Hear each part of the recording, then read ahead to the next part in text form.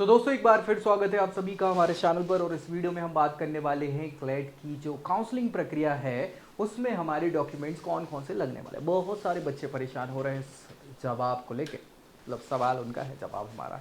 तो क्या क्या लगेंगे डॉक्यूमेंट्स एक एक करके मैं पूरा यहाँ डिस्कस करूंगा। यूजी वाले बच्चों के लिए अलग, पीजी वाले बच्चों के लिए अलग, तो आखिर तक देखना है। बाकी अगर क्लेट की काउंसलिंग प्रक्रिया में डर लग रहा है कि यार हमें किसकी हेल्प चाहिए, तो बेझिझक आप नीचे लिंक को फिल कर सकते हो, उसमें कमेंट करना है कि हमें हेल्प चाहिए काउंसलिंग प्रक्रिया में, कुछ इसका चार्ज रहेगा और उसके बाद हमारी टीम आपको यहाँ पे सपोर्ट करेगी काउंसलिंग प्रक्रिया में। तो बेझिझक इसका इस्तेमाल करें ताकि गलती ना हो, एक अच्छा इंस्टीट्यूशन मिले, क्योंकि प्रेफरेंस बहुत इंपॉर्टेंट है और पूरा गुणा भाग भी आपको करना पड़ेगा।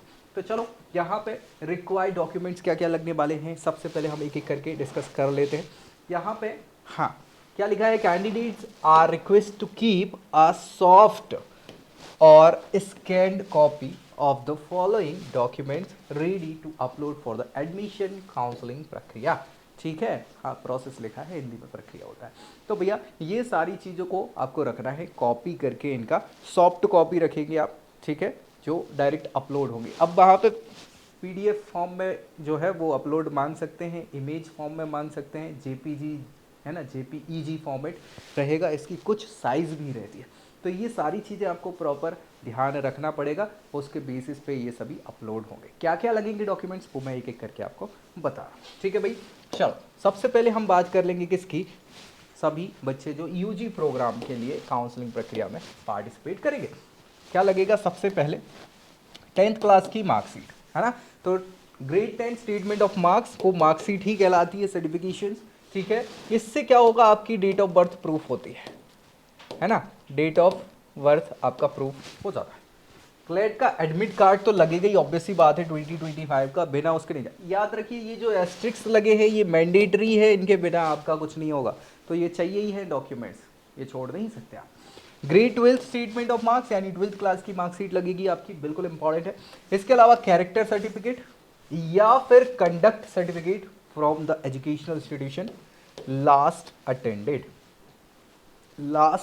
है, याद रखिएगा, गलती नहीं करना है, नहीं तो पुराने का आप रख दो कहीं पे भी जमा कर दो, बचा के रखा हो तो वो नहीं गलती करना है ना, नहीं तो बाद में फिर डिबार हो जाओगे, इनएलिजिबल हो जाओगे, निकाल दिए जाओगे, पैसे भी कट जाएंगे, दिक्कत हो जाएगी। चले, ट्रांसफ़र या माइग्रेशन सर्टिफिकेट जो भी आपका रेस्पेक्टिव इंस्टीट्यूशन से रहेगा लास्ट अटेंडेड, ठीक है, तो वो भी लगेगा यहाँ पे। इसके अलावा हम अगर बात करें तो अगर पर्टिकुलर किसी कास्ट से आप बिलोंग करते हैं, जनरल नहीं है, यानी कि SC ST OBC है ना, EWS वगैरह वगैरह कैटेगरी OBC इनसे बिलोंग करते हैं, तो कास्ट सर्टिफिकेट आपका लगेगा, है ना, ये इंपॉर्टेंट रहेगा। इसके अलावा PWD या SAP सर्टिफिकेट अगर आप हाँ डिसेबल कैटेगरी से बिलोंग करते हैं, तो इसमें आपके लिए ये पूरा आपका सर्टिफिकेशन लगेगा, इंपॉर्टेंट है, नहीं तो वो सीट आपको नहीं मिलेगी, ठीक है। इसके अलावा डोमिसाइल, क्योंकि इस पे रजिस्ट्रेशन डोमिसाइल का भी देखो यार, कुछ क्या लगभग सभी NLUs हैं जो कुछ परसेंटेज में डोमिसाइल वाले बच्चों को क्या है सीट रिजर्व करते हैं, तो इसीलिए इंपॉर्टेंट है। तो डोमिसाइल या रेसिडेंस सर्टिफिकेट आपका लगेगा, ये बहुत इंपॉर्टेंट है यहाँ एडमिशन के लिए, और इनसे बहुत सारे बच्चों को फ़ायदा होता है। बहुत सारे NLUs में तो हाँ 50% के आसपास हैं, 40-50% सीट्स डोमिसाइल पर रजिस्टर्ड, तो वो याद रखना है। Any other supporting documents to claim your seat for the category you have applied, मतलब और भी हैं, जैसे बार्ड्स ऑफ सर्विंग या रिटायर्ड डिफेंस पर्सनल से आप रिलेटेड हैं, तो ये सर्टिफिकेशन आपका डॉक्यूमेंट्स आपका काम आता है, बहुत काम आता है, याद रखिए। इसके अलावा EWS सर्टिफिकेशन की हमने बात करी ली है, ये हर साल बनता है, ये भी याद रखिएगा, ठीक है। तो करेंट ईयर वाला आपका लगेगा।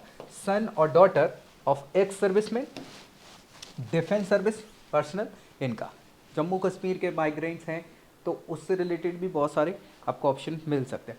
तो ये चीज़ें भी याद रखना, ये सभी किसके लिए हैं, हाँ यूजी कैंडिडेट्स के लिए सर्टिफिकेट्स आपके डॉक्यूमेंट्स जो हैं लगेंगे। अब हम बात करते हैं इसके अलावा किसकी, पीजी प्रोग्राम के लिए सभी चीज़ें लगभग सेम है, बस यहाँ पे क्या लग जाएगा आपका, यहाँ पे ग्रेजुएशन जो आपने करी हुई है, LLB करी है या फिर बैचलर ऑफ लॉ या उसके इक्विवेलेंट डिग्री करी है, उसकी मार्कशीट लगेगी। बाकी सेम टू सेम चीज़ें आपकी वही हैं, आप देखेंगे 10th की मार्कशीट, 12th की मार्कशीट, क्लेट का एडमिट कार्ड, इसके अलावा हाँ ग्रेजुएशन की मार्कशीट, कैरेक्टर सर्टिफिकेट, ट्रांसफ़र या माइग्रेशन सर्टिफिकेट, और इसके अलावा कास्ट सर्टिफिकेट, कास्ट के अलावा PWD SAP डोमिसाइल है ना, कोई और सपोर्टिंग डॉक्यूमेंट, ये सभी वही डॉक्यूमेंट्स हैं जो लगेंगे। बस एक डॉक्यूमेंट आपका पीजी में एक्स्ट्रा हो जाएगा ग्रेजुएशन का, इसके अलावा आपके यूजी में 12th तक के ही डॉक्यूमेंट्स और बाकी सभी चीज़ें। फिर भी कुछ डाउट अगर बच जाता है तो ज़रूर कमेंट करिए ताकि रिजॉल्व किया जा सके। दोस्तों में इसको शेयर कर देना है, और अगर आपको लग रही है हेल्प किसी भी प्रकार की काउंसलिंग की प्रक्रिया में क्लेट से रिलेटेड, तो बेझिझक आपको फॉर्म फिल करना है, हम हेल्प कर देंगे, हमारी टीम हेल्प कर देगी।